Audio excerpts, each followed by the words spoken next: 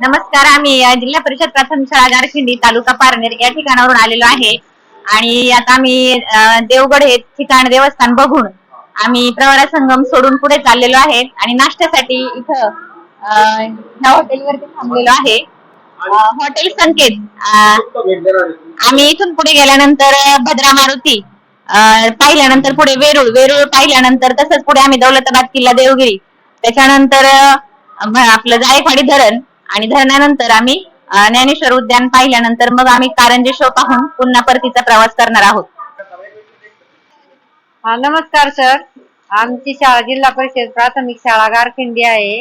आम्ही संभाजीनगर मध्ये सहलीसाठी चाललेलो आहोत. मग आता आमच्या शाळेत सगळ्यात माझा आवडता विषय म्हणजे स्कॉलरशिप आहे आणि मुलं पण आमची त्याप्रमाणे खूप हुशार आहेत. काय नाव आहे तुझं? गौरी गुलाब झिंजाड. गौरी गुलाब झिंजाड. कुठली शाळा? जिल्हा परिषद प्राथमिक शाळा गारखिंडी. गारखिंडीची शाळा आहे. तालुका कुठला आहे? पारनेर. हा, पारनेरवरून. आता तुमची सहल या ठिकाणावरून आता श्री क्षेत्र देवगड जी या ठिकाणी देवाची भूमी म्हणून गणली जाते. कसं वाटलं तीर्थक्षेत्र तुम्हाला? खूप सुंदर आहे. प्रवरा माईच्या जे शुद्ध पाण्याचा झरा ज्या ठिकाणी वाहतो, काय वाहतो? प्रवरा नदी. कुठली नदी होती ती? प्रवरा माई.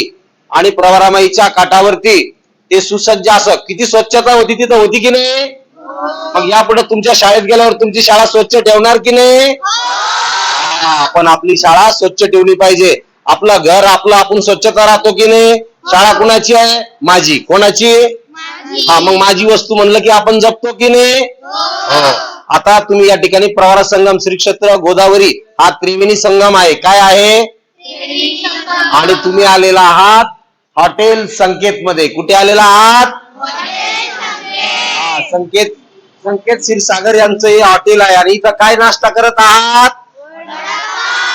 वडापाव जे खात आहेत त्यांना विचारा, वडापाव कसा वाटला? वडापाव कसा वाटला? लज्जतदार पण आहे का?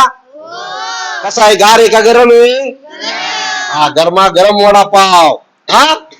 आणि आता सगळ्यांनी एकदा तुम्हाला काय करा, स्वतःसाठी स्वतःनी प्रत्येकाने आता टाळ्या वाजवायच्या स्वतःसाठी. आणि तुम्ही खा, तुम्ही बाकीच्यांनी खाल्ला तरी चालत. ओके, धन्यवाद. बाय.